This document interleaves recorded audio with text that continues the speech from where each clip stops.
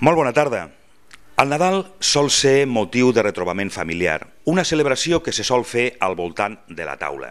La gastronomia catalana sol tindre una àmplia i variada proposta gastronòmica que pot anar des de la sopa grossa, el capó, els canelons, depenent de cada un dels dies, hi ha un plat que tradicionalment se sol oferir a la família. Però és als postres on realment hi ha un producte que caracteritza i que distingeix les festes nadalenques. Són els torrons.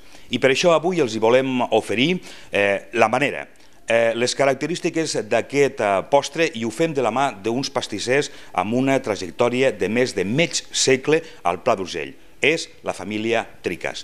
Si ens acompanyen, ens endinsem en el seu obrador.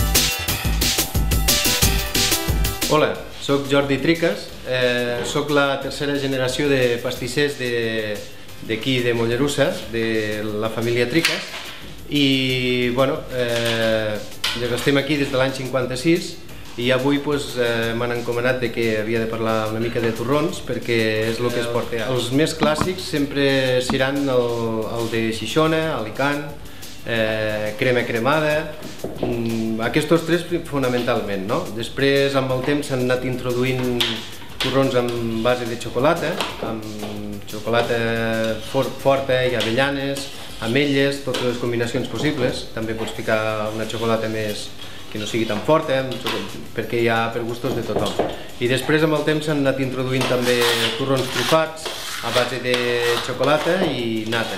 I llavors combinacions amb licors, amb diferents coses, no? També se'n fan de praliner, hi ha una gamma infinita de coses per fer, no? I a partir d'aquí tot això també es pot combinar. Pots fer torrons amb base de massapà, amb una mica de trufa, això ja és la imaginació del pastís. Jo pertanyo a la Junta del Gremi i comentem i aquestes coses, no? Personalment, a Mollerussa crec que som bons menjadors de torró perquè jo comercialitzo molt la barra llarga i en canvi tinc companys, sobretot a Barcelona, que es dediquen més a la barra més curteta i la gent vol més degustació i aquí la gent vol un bon tall, és una mica així. Concretament a Mollerussa diria que més especialment. La majoria de les bàsiques dels torrons com aquest, com el de crema, el de natanous i tot això, són originàries de mon padrí, del meu padrí.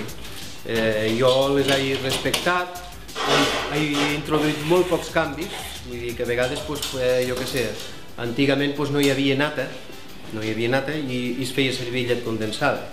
Llavors es buscava precisament la concentració de la llet. En canvi ara ho tens amb un producte com és la nata. Però vull dir, bàsicament els receptes són els mateixos. Jo crec que se ven molt torró industrialitzat, perquè només cal que vagis a donar un tom a qualsevol superfície i te'n dones compte que hi ha unes piles terribles.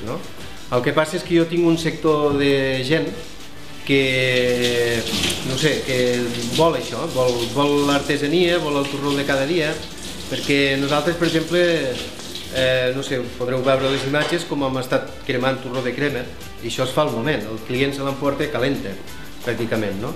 I això és impossible que t'ho facin en un altre lloc, vull dir, ells ho han d'envasar, han de posar una fetge de caducitat, vull dir, nosaltres servim productes frescs i la gent això ho valora.